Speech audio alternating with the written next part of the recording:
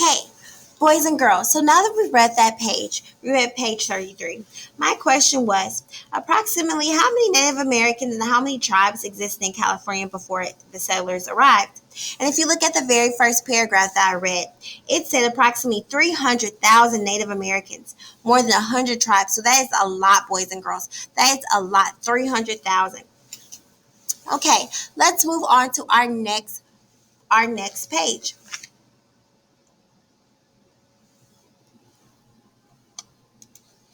So, boys and girls, what I want you to do is take that time to read these pages silently, and then we're going to come back and answer some questions and discuss.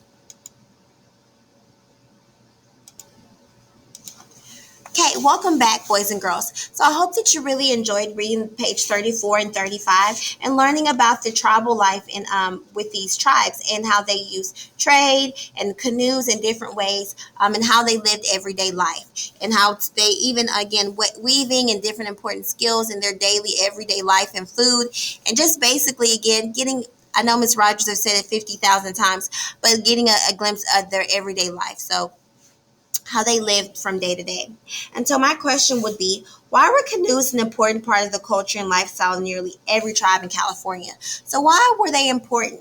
And you guys, if you read that second paragraph on page 34, it tells us that because trade was so important in tribes and they needed a form of transportation to make sure they could trade throughout the different tribes, you guys. So canoes played a huge part in helping trade to go and work efficiently.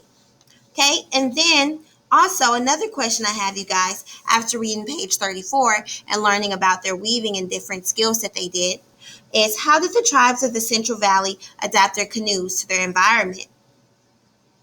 Okay, and so because we don't know how to navigate through, because they didn't know how to navigate through the rough waters of the ocean, the tribes of the Central Valley built canoes out of long reeds or river grass, which were not as strong as wooden planks, right? So they had to learn again what best material would be used to make sure they got from where they needed to go. Okay, you guys. So now we're going to move on to the next page, page 36. Okay, so it says, as with all Native Americans, the people of California built their houses using the best materials available in their home territory. Southern tribes used small trees and reeds to build tools. As a tool was a round one wood hut. Despite being made from reeds, tools were strong, able to withstand wind and rain, and cozy enough for mild Southern California winters. The Mayo people and other tribes of Central and Northern California preferred the umbanka, which was a shape like a teepee but made of a long winch rails instead of buffalo hide. Further north, in the redwood forest, the Wigot people and their northern neighbors built stout, sturdy houses out of redwood planks. Round houses were the central feature in most villages. No matter what type of houses they built, no matter whether the tribe was large or small, wealthy or poor, there was almost always a round house in the middle of the village. The round house was used for ceremonies and important meetings. The round house was also where the tribal religious leaders of shamans carried out important rituals. Religious beliefs reflect the close connection to the cycles of nature and to animals.